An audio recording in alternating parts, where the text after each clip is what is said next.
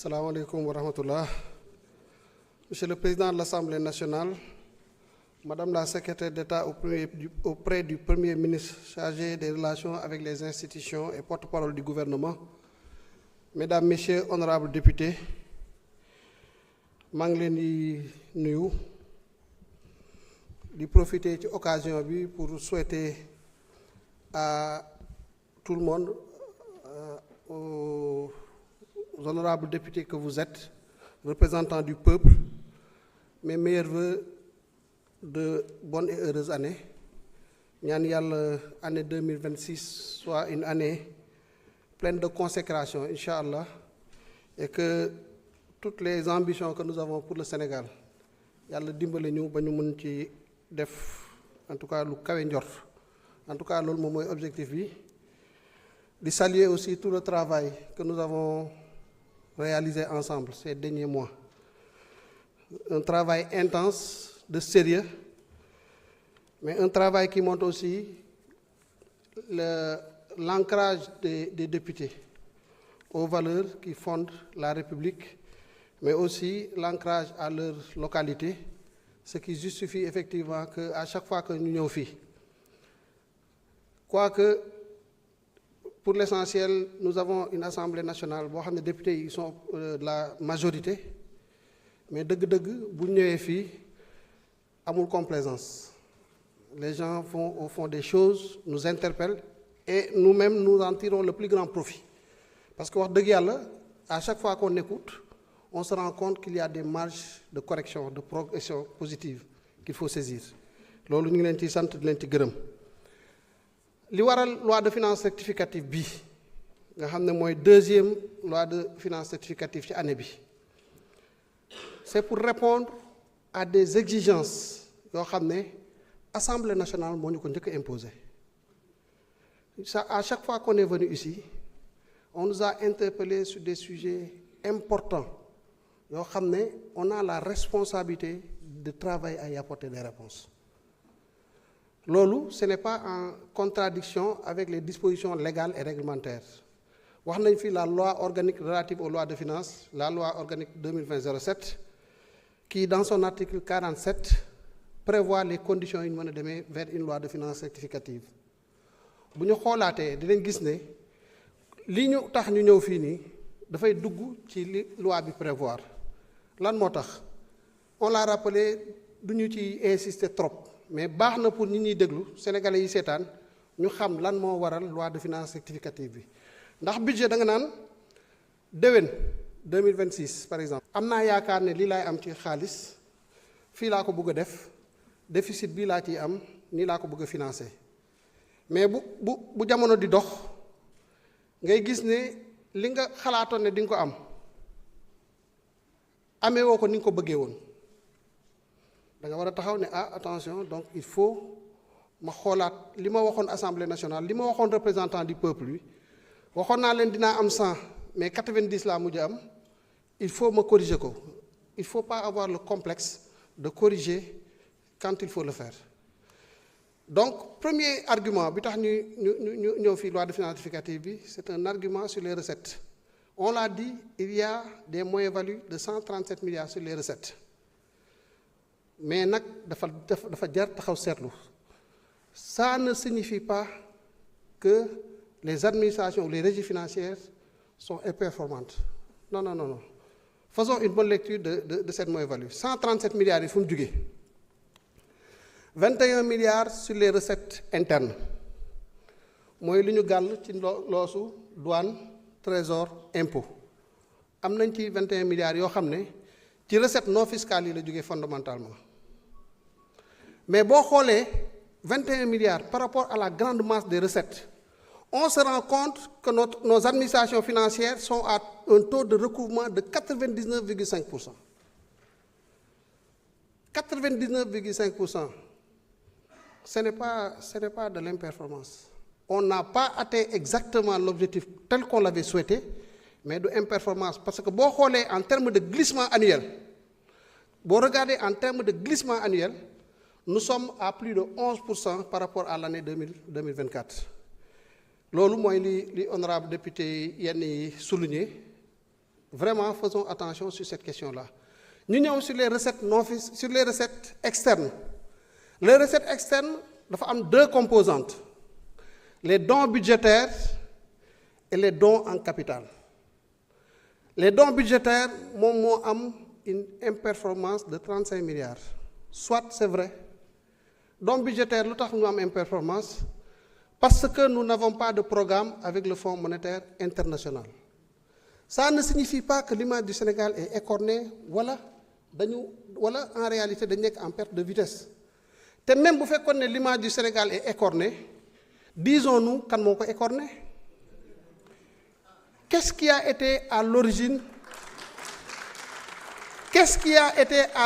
du fait que les discussions avec le Fonds monétaire, nous relançons? Ce n'est pas le Fonds monétaire qui a arrêté le programme que nous avions. Il faut que ce soit clair. Ce n'est pas le Fonds monétaire. Je le dis ici, je le dis même en français, c'est nous qui avons regardé, qui avons fait un travail que la loi nous a exigé. On s'est dit que par responsabilité, on va aller vers nos partenaires, nous allons la vérité, après l'avoir dit à notre peuple. Quelle que soit la situation, nous allons corriger. C'est exactement ce qui s'est passé. Donc, si on dit aujourd'hui qu'on n'a pas de programme, les dons budgétaires ne sont pas venus, nous allons ajuster. Ça ne signifie pas que nous avons écorné l'image du Sénégal. Ça ne signifie pas aussi que l'image du Sénégal est écornée. Au contraire, je puis vous assurer que l'image du Sénégal a même pris, mais véritablement un lifting dans le sens positif. Pourquoi? Parce que partout, les gens saluent le travail de transparence qui a été fait au Sénégal et que c'est un travail inédit. Il y a même des gens qui pensent que nous, à la limite, nous. Parce que nous, sur la table, sur la place publique, ce n'est pas question de texte sur la place publique. Vous savez, je vais vous dire quelque chose de clair. Ce qui s'est passé, c'est extraordinaire. 44 points de PIB en matière de statistiques de finances publiques. Il faut se poser la question de savoir comment nous pouvons. Et que si on continue, on allait d'autres cacher l'eau. Ça crève l'œil. Même un étudiant, je l'ai dit ici, même un étudiant des spécialités concernées, de deuxième année, il fait un travail de programmation financière correcte. Même 3% de PIB, en termes de statistiques de finances publiques. Il y a ce qu'on appelle les interdépendances entre les différents secteurs. Économie, c'est le secteur réel. Le secteur réel, la croissance économique, li composé croissance bi, l'optique production, l'optique dépense, l'optique revenu. Pour l'optique, il y a des méthodes de calcul, de détermination, ainsi de suite. Qui y a inflation, affaire déflateur, écart de production, ainsi de suite. C'est le secteur réel. Dans le secteur extérieur, le secteur extérieur. Secteur extérieur, c'est un État qui est avec le reste du monde, comment ça se traduit en termes de flux. Nga xamné dañ nan état bi ak reste du monde bi pays yépp ñu bolé len ci reste du monde mu am lu ñuy tuddé le secteur des administrations publiques ñun li ñuy liggéey fondamentalement mi ngi nekk ci secteur des administrations publiques c'est le budget une partie des questions des problématiques budgétaires le financement qu'on retrouve aussi dans un quatrième secteur qu'on appelle le secteur monétaire et financier. Moi, ce qu'on appelle une interdépendance entre les différents secteurs. Je le dis pour les députés, mais au-delà, pour que nous sachions le travail, comment il est structuré. Et dans ces interrelations, nous avons l'économie, nous avons une identité, l'identité de Walras. L'identité de Walras qui dit que quand on a N marchés, si les N-1 marchés sont en équilibre, les N marché est forcément en équilibre. Ça, c'est une schématisation mathématique d'une réalité simple de l'économie. Moi, là, vous voyez ce qui se passe dans le secteur réel, ou ce qui se passe dans le secteur des administrations publiques, ou ce qui se passe dans le secteur monétaire et financier. Il y a un axe de communication. C'est un même discours dans 4 langues différentes. boo nëbbee dara ci secteur benn forcément da nga koy gis ci beneen secteur ndax quoi de loo tax mu ne si les N marchés sont en équilibre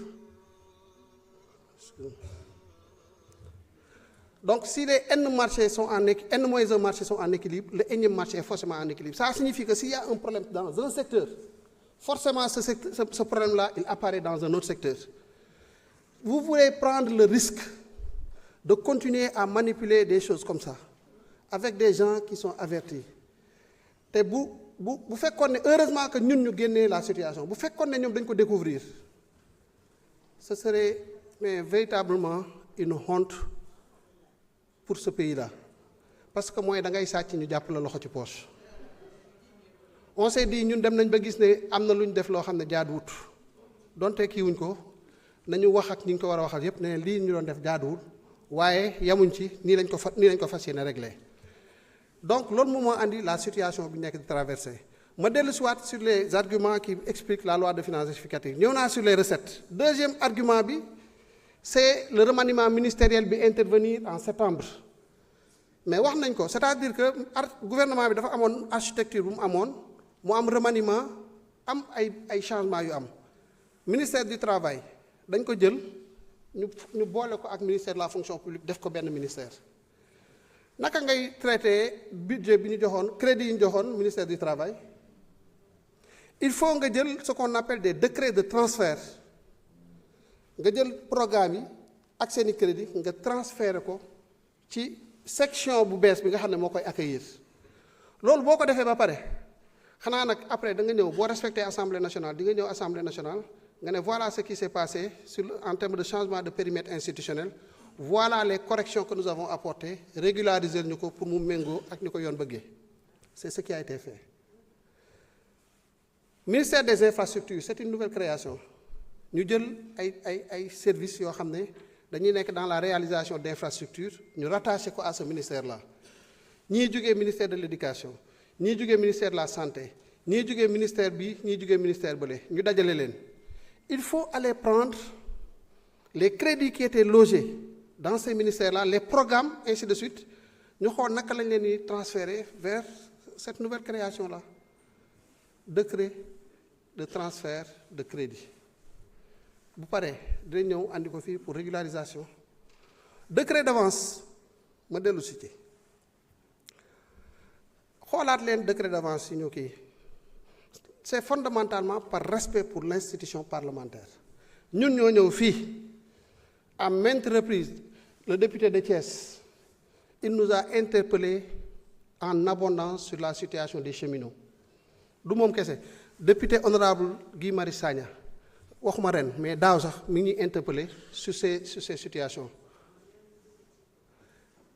Nous avons il y a encore possibilité de retravailler effectivement ce budget-là dans le cadre de décrets d'avance, parce que dans les décrets d'avance aussi, pour les faire, il y a des crédits qui ont des institutions, des départements, des services, notamment dans le cadre des projets financés sur ressources extérieures. Nous pouvons exécuter, mais nous avons l'exécution que le rythme d'exécution ne leur permettra pas d'absorber la totalité des crédits qui ont été mis à leur disposition. Est-ce que vous avez fait alors que par ailleurs, il y a des services qui sont en train de dérouler et qui font véritablement un travail remarquable et pour des dépenses urgentes. On retravaille cela, on va prendre les crédits en excédent qui services excédent parce qu'ils n'ont pas la capacité d'absorption nécessaire d'ici la fin de l'année. Nous disons que les services, non seulement ils ont la capacité d'absorption, mais réaliser la possibilité de réaliser tout en restant sur le même solde budgétaire, tout en gardant l'équilibre budgétaire. Voilà ce qui explique fondamentalement cette loi de finances rectificative. Moi, je vous commission, nous n'étions pas tenus de présenter une loi de finances rectificative. Parce que la loi, pour les décrets d'avance, l'article 23, pour l'article 47, pour les autres, il est possible, parce qu'on parle juste de loi de finances, d'une loi de finances. Maintenant, loi de finances initiale, loi de finances rectificative, c'est une loi de finances, mais loi de règlement aussi est une loi de finances. On aurait pu, dans le cadre d'une loi de règlement, def affaire bi ajuster li ñuy ajuster soumettre ko on serait en phase mais dañoo gis ne quoi que liggéey boobu moo gën a métti parce que c'est vrai suñu amoon li ñu gënal dañuy jox suffisamment de temps mais regardez ce qui s'est passé tout au long de ces derniers mois de ces dernières semaines on était là on travaille sur beaucoup de choses mais on continue à travailler aussi sur d'autres documents bu ñu toogee fii di kii parfois ñu ngi liggéey ci leneen mooy c'est la loi de finances rectificative là donc nous on a accepté même une surcharge de travail mais pour au moins ñu nekk en phase avec la transparence qui est une exigence parlementaire. Nous avons voulu faire ce travail-là pour renforcer la crédibilité de la démarche que nous avons entreprise avec le Parlement, mais nous le faisons aussi pour crédibiliser notre stratégie de consolidation budgétaire parce que nous réaffirmons que engagement yi ñu jëloon ci faire baisser le déficit budgétaire nous allons les respecter war leen ne ci loolu lañ nekk. Donc voilà la loi de finances rectificative. Du point de vue légal, nous sommes totalement en phase. Du point de vue de l'opportunité, on aurait pu ne pas le faire avec moins de charge de travail, mais on l'a fait pour véritablement tenir ce rang-là, mais aussi prendre en charge les importantes dépenses que vous avez voulu que nous prenions en compte. On a parlé pour les bourses des étudiants. On avait prévu, on a dépensé 94 milliards fin octobre. Après, il y a eu des soucis, les crédits, parce qu'on l'a dit, nous payons beaucoup de boursiers. Il fallait reconsidérer l'enveloppe pour permettre de finaliser les paiements d'ici à la fin de l'année et tenir compte des mois de novembre et des mois de décembre. L'armée, vous nous avez interpellé ici sur mais véritablement des dépenses importantes concernant nos forces armées. Honorable Thierno Alassane Sall wax na ci bind na ci honorable Guy Marius Sagna wax na ci bind na ci. C'est pas parce qu'on n'avait pas prévu ces dépenses-là mais da ngay évoluer nga gis ne la dépense a augmenté parce que dafa am ay frais de déplacement ci biir am yeneen yu nekk ci biir yoo xam ne bu fekkee ne nag dafa dépense yi dañ ko acté ba mu nekk quelque chose d'exigible ñun ñu war a jël les dispositions pour accompagner parce que c'est un secteur boo xam ne kenn du ko foowee il nous valent tellement de satisfaction que war nañu fexe ba taxaw ci seeni préoccupations moo tax pour revenir à la question de Guy Marius Sagna est-ce que dépense bi l'augmentation là de crédit ça porte sur le passage de 800 à 3000 je ne pense pas. Ce que je puis dire c'est que c'est une demande qui nous a été adressée par le ministère des Forces armées wax ñu ne montant bi lañ soxla pour boucler l'année ñu travailler à mettre à leur disposition ce montant-là. Maintenant nous allons continuer à discuter effectivement avec les Forces armées sur l'opportunité comme nous le faisons très souvent avec les différentes interpellations yi ñëw comment effectivement améliorer justement cette préoccupation qui est très légitime et que vous avez porté à notre attention. Am na question bu am solo bu fi ñëw député yu bëri wax nañ ci ki ci mujj mooy l'honorable député président du groupe Ayib Daffé sur l'indemnité de logement Adama Diallo ñëwaat na ci et bien d'autres. Sur l'indemnité de logement c'est vrai c'était un engagement de l'État dans le cadre du pacte national de stabilité sociale defar nañu décret bi jaar na ci yoon bi amoon na ay événements yu taxoon mu dellu siwaat dem ay aller-retour ce que je puis vous dire mooy que ne j'ai la confirmation que le décret a été bien signé et que toutes les dispositions seront prises pour que les paiements se fassent le plus rapidement en relation avec les équipes et les responsables véritablement des organisations syndicales. Donc voilà ce que je voulais dire par rapport à cette question-là. Sur la baisse des dons, wax naa ko léegi dons budgétaires yi wàññeeku nañ de 35 milliards c'est pas un problème nous n'avons pas encore de programme avec le FMI ñu bëri ñuy def ay dons dañuy basé wu sur les rapports que tu as avec le FMI. Avec le Fonds monétaire, nous n'avons aucun problème. Avec le Fonds monétaire, nous n'avons aucun problème. Nous travaillons sereinement. Xam nga wax naa ko fii kun dobin rayon sa maam boo gisee lu ñu da ngay daw. On a travaillé très souvent sur des bases d'informations, de statistiques erronées. liggéey bu ñu defatee ak ñoom ils prennent le temps di ko xool di ko xoolaat. Nous prenons le temps à chaque fois qu'ils ont besoin de quoi que ce soit sur ces questions-là que ñu liggéey ak ñoom. L'idée c'est quoi? C'est pas par rapport à qui que ce soit, c'est par rapport à nous-mêmes. C'est un besoin de respectabilité d'abord, avant d'être un besoin de quoi que ce soit. Nous voulons cette crédibilité bi ñu yàgg a xamal ñu retrouver ko. Nu ñu koy recouvrer mooy lu ñu wax ñu xam ne du nekk luy deñ.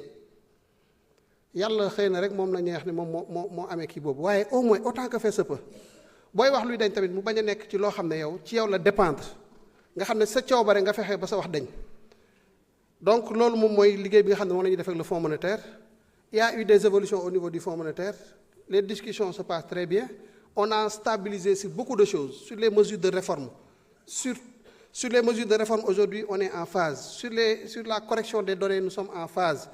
Sur les questions budgétaires d'endettement, nous travaillons vers une stabilisation. Sur la gestion active de la dette, nous avons montré des instruments, étant entendu que nous avons des plans B, C, D, E, mais ils sont en train de voir le travail que nous faisons avec eux, les propositions que nous avons, les instruments que nous avons, intégrer nos modèles. Il y a eu un changement juste de la chef de mission Sénégal, c'est l'occasion peut-être de le dire, un nouveau chef de mission qui va nous rejoindre ici en janvier pour que nous fassions la passation avec l'ancien et que le travail que nous avions entamé puisse continuer. Et nous l'espérons très rapidement, Inch'Allah, nous arriverons à conclure un programme avec le Fonds monétaire parce que c'est dans l'air du temps. C'est-à-dire que le Fonds, c'est une entité qui travaille pour tous les pays. Le Fonds est dans la surveillance multilatérale. Le Sénégal étant dans ce dispositif-là, nécessairement a besoin de travailler avec le Fonds parce que tous les autres mécanismes aussi interagissent avec le Fonds monétaire. Donc c'est uniquement ça. Nous n'avons jamais rompu avec le Fonds.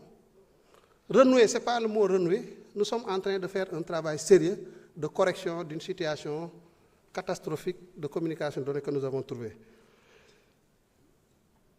Sur les dons en capital, les 81 milliards, c'est les dons en capital. Les dons en capital, ce n'est pas aussi une perte. La moins-value, c'est temporel. C'est-à-dire qu'il y a des questions de procédure de marché qu'il faut boucler. Il y a des questions de procédure de financement qu'il faut boucler. En attendant de les boucler, cette partie des financements extérieurs qui étaient attendus ne vont pas tomber. Ils vont tomber un peu plus tard, peut-être l'année prochaine, lorsque ces procédures-là seront bouclées. Donc, en définitive, au sens pur du terme, vous faites que moins value, vous avez les 35 milliards sur les dons, les 21 milliards, ce qui ferait un total de 50 et quelques milliards. L'autre moins correspond à une moins-value objective en termes de recettes. Donc voilà en tout cas ce que je voulais dire sur ces questions. Pour les AECP, la comptabilisation avec des erreurs, honorable Thomas Faye wax na ko léegi, ce n'est pas une comptabilisation forcément avec des erreurs. Ce qui s'est passé, c'est une question de méthode de comptabilisation. Je suis parfaitement, je suis de ton école, moi qui ai un bon point de vue. Une partie de l'équipe est d'une autre école. C'est-à-dire que pour cette équipe-là, quand tu as des AE, les autorisations d'engagement, et que nous engageons l'autorisation d'engagement, nous faisons tout le travail nécessaire en termes de comptabilisation et autres, nous avons autorisation. Maintenant, il faut des crédits de paiement pour dérouler. C'est une école. Moi, je suis de ton école. Cette école-là qui voudrait que les autorisations, que les crédits de paiement ne puissent jamais dépasser l'autorisation d'engagement. Et nous travaillerons à effectivement corriger cela, pas parce que c'est une erreur, mais c'était une divergence d'approche. Pourquoi? Parce que même dans le suivi, non mobile. Parce que dans le suivi, nous me permettre, moi, d'avoir cette autorisation d'engagement, de suivre dans le temps et au fil des années comment il va baisser, jusqu'à ce que le crédit de paiement égalise l'autorisation d'engagement, ce qui signifie maintenant la disparition de ces grandes masses. Donc c'est exactement ce qui s'est passé. Mais avec les équipes, nous travaillerons à prendre ces corrections-là et à rendre le document beaucoup plus conforme à notre préoccupation. Peut-être que si Massamba Dièye était ministre des Finances, il allait continuer avec l'ancienne méthode, parce que lui, il est de cette école. Mais je pense que nous avons le privilège de pouvoir administrer de cette façon-là, parce que ça nous garantit effectivement aussi une traçabilité claire de l'évolution des autorisations d'engagement comparativement et au crédit de paiement. Il y a une préoccupation sur la LFR ci fin d'année bi. Par exemple, on est aujourd'hui le 30, modification yi ñuy def naka lañ koy exécuter. Am na ci yoo xam ne exécuté nañ ko à travers les décrets d'avance qui nous ont permis d'y aller. Am na ci yoo xam ne exécuté guñ ko. Mais il y a ce qu'on appelle la journée complémentaire en comptabilité, que ce soit budgétaire, financière, en tant que comptabilité, même Siscoda et autres. La journée complémentaire ici, c'est-à-dire que toutes les opérations y arrivées après la fin d'année, on peut continuer à les exécuter jusqu'au 31 janvier. C'est ce qu'on appelle la journée complémentaire. Donc on va continuer. 31 décembre, mooy date bi, mais effectivement, comme les comptables le savent, am na lu ñu tuddee les travaux de fin d'exercice yoo xam ne da ngay continuer di ajuster ay affaires di jël compte des dernières choses qui sont intervenues jusqu'à la dernière minute et après nga mettre à jour sa comptabilité. Sur les APE, bon, les APE c'est mën nañ ci discuter lu bari de on peut beaucoup discuter mais est-ce que les gens ont d'abord d'autres possibilités, d'autres opportunités dans les mêmes conditions? Qu'est-ce qui a créé cet environnement-là? Vraiment c'est de j'allais dire pas de l'ingénierie, mais nit bu fekkee da nga ñëw ci contexte boo xam ne contraintes yi nga fi fekk tu t'adaptes au contexte et tu fais en sorte que les objectifs qui sont les tiens, que tu puisses les obtenir, que tu puisses les atteindre. Si on n'était pas dans les APE, est-ce que nos besoins de financement dinañ ko mën a couvrir? Mais ce n'est pas que les APE. Et ne pensez pas que li ñu tiré yépp ci marché financier régional bi lañ ko jëlee. On a approfondi le marché financier régional. On a utilisé des instruments qui nous ont permis d'aller puiser des ressources extérieures, mais de les faire passer et de profiter de l'intérêt que nous donnent les ressources de la zone monétaire commune. Moi, les ressources des TRS, le TRS c'est un instrument du marché secondaire avec un certain nombre de caractéristiques qui nous a permis d'aller prendre des ressources extérieures qui ne sont pas des ressources de la zone. Encore une fois, de l'UEMOA, ñu jël leen ñu boole leen ci ressources zone monétaire bi en les faisant passer par des acteurs institutionnels, bancaires, ainsi de suite de la zone. Et puis loolu lañ tuddee l'approfondissement du marché financier régional. Loolu tamit c'est une chose importante qui nous a permis de couvrir nos besoins, mais en étant en phase avec notre stratégie d'endettement, ba pare de ne pas avoir recours à un financement en devise, avec tout ce que cela représente comme incertitude et autres. Donc là aussi, je veux vraiment rassurer. Ensuite, dire que nous n'avons pas crevé le plafond du potentiel dans ce secteur-là. Et nous envisageons de continuer à améliorer le matelas financier du marché régional. Parce que c'est ça aussi. Nous épuisons, nous essayons de faire en sorte d'avoir d'autres ressources que nous amenons dans ce marché-là pour permettre effectivement à ce que ce marché soit beaucoup plus solide et nous permettre davantage de puiser en attendant d'améliorer la situation. Et je le disais ici, nous avons beaucoup d'instruments que nous utilisons et qui nous permettront nécessairement, dans un horizon le plus raisonnable possible, que nous puissions retrouver toute la crédibilité vis-à-vis des marchés et de pouvoir continuer à aller mobiliser des ressources sur les marchés, que ce soit les sukuk, que ce soit les panda bonds, que ce soit les samouraï bonds, mais que ce soit aussi les eurobonds, parce que tout ça c'est un potentiel que nous devons exploiter et nous mettons tout en œuvre pour aller vers la saisie de ces opportunités de financement-là. Maintenant, pour ce qui concerne, je crois, la question des rattachements-détachements, nous y avons répondu la dernière fois en disant effectivement que 2020, je pense que l'honorable député wax na ko sax, c'est un rattachement-détachement. Non la demee. On On avait rattaché des recettes budgétaires de l'année 2024 à l'année budgétaire 2023. Bi ñu defee audit bi gis ne loolu manquement la parce que recette bu nekk année bi ak année bu mu bokk ñu ne on ne peut pas faire de trucs à demi-mesure. Si nous avons fait ce travail, c'est pour prendre les mesures de correction nécessaires. Ñu jëliwaat recettes yi delloo ko fa mu bokk. Donc effectivement, l'honorable député Tafsir Thioye, c'est un rattachement, détachement pour rester effectivement dans la situation normale. Il y a des questions spécifiques aussi qui ont été posées sur les travaux concernant les ponts de Kanel et Sédhiou. Donc, les réponses sont là. Les travaux du Dandemayo s'inscrivent dans le cadre global du programme de désenclavement des zones agricoles et minières. Le coût global est de 40 milliards 300 millions, financé par la BOAD pour 15 milliards, le Fonds saoudien pour 25 milliards 300. Le financement BOAD est à 31% d'exécution. Les travaux étaient à l'arrêt avec les modifications proposées par le laboratoire national des travaux sur la structure de la SOCE. Et cette situation a entraîné des modifications qui n'ont pas eu d'incidence financière. Les ordres de service ont été donnés pour la reprise des travaux. Pour le lot financé par le Fonds saoudien, les travaux sont à l'arrêt partiellement. Maintenant, les dispositions ont été prises par rapport un peu aux causes qui ont motivé ces retards-là. Et très rapidement, au courant de l'année 2026, les travaux pourront être repris et certainement portés à leur terme. Sur la question du recrutement, Tafsir Thioye moo ko laaj léegi par rapport effectivement à la variation des plafonds d'emploi rémunérés entre 2025 et 2026. J'avais donné l'effectif qu'il a rappelé lui-même ici. Maintenant, pour 2026, nous prévoyons des recrutements au titre de l'année 2026. Primature, 194 élèves pour l'École nationale d'administration. Le ministère des Forces armées prévoit de recruter 4 391 agents.